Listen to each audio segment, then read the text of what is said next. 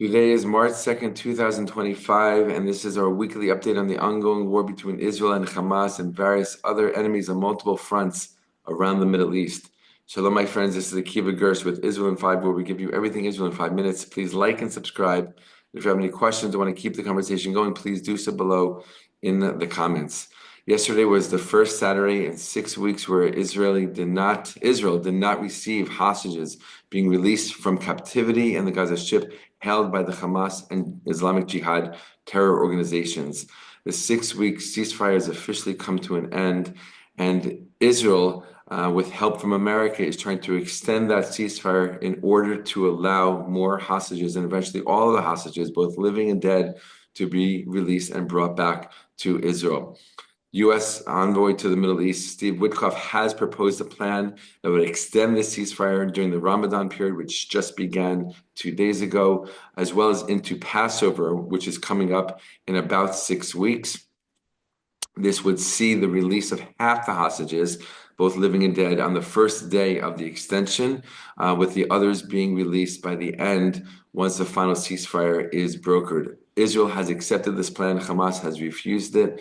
And right now, as we speak, we're in limbo to see what will be the next step. Israel might go back to war since Hamas is not releasing more hostages. And it is known that Hamas has used this period of time, the ceasefire, to strengthen its forces, to recruit more people to its terror organization in the Gaza Strip, and even to rebuild some of its infrastructure that has been damaged over the past 16 plus months of fighting. So the next few days will be very, very important to see how things unfold, and if Israel will go back to fighting actively in the Gaza Strip. It is ready, it is prepared, it has called up troops in case that is the reality.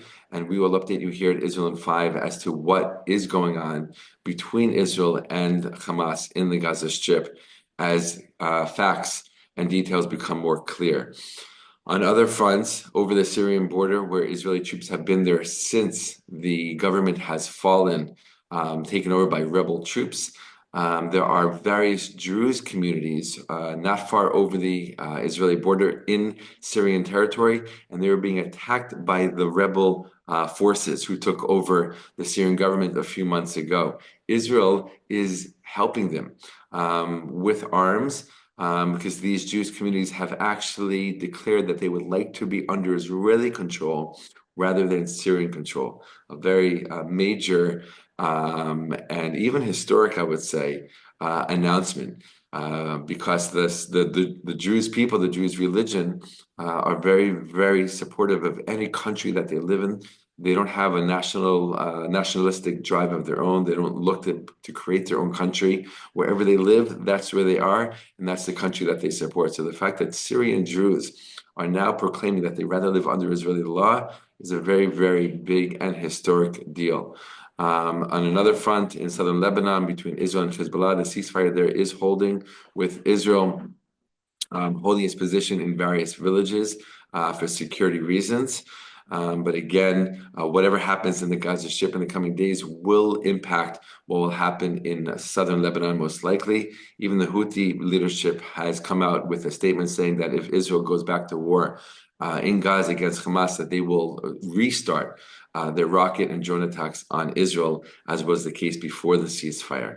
The last piece of news for this update is in Judea and Samaria, as Israeli forces continue to crack down more than ever on terrorist forces there, arresting many terrorists and really cleaning up, so to speak, in a way that has never done before. That is especially important during this time of Ramadan, the Islamic month of Ramadan, which historically has seen an increase in all kinds of terror attacks in Israel. So all forces on all fronts are being much more vigilant and careful, and making sure that these terrorists do not succeed in carrying out their missions. That's our update for this week. As always, thank you for your prayers, thoughts, and support. Sending you all the best from Israel, and be well.